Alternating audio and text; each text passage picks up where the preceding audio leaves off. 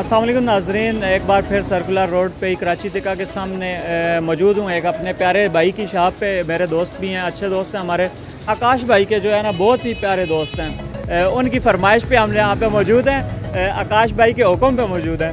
तो ये छोटा सा सेटअप है, आप देख सकते हैं, लेकिन बहुत ही प्यारा सेटअप बना हुआ है। और इनके पास काफ़ी ज़्यादा चीज़ें मुझे नज़र आ रही हैं, जैसे कि आइसक्रीम वगैरह और फ्रूट चाट और इस तरह दूसरा चना चाट वगैरह यहाँ पे है। तो आए इनसे बातचीत करते हैं, ये क्या क्या बनाते हैं। अस्सलाम वालेकुम भाई। वालेकुम सलाम। सबसे पहले भाई आपका नाम?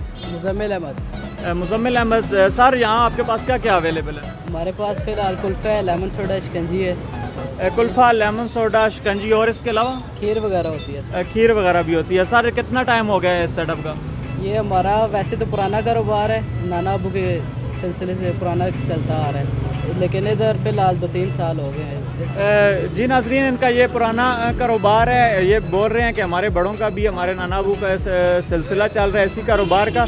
लेकिन ये जो ये वाला सर्कुलर रोड वाला सेटअप है, इसके 3 साल हो गए हैं यहाँ पे।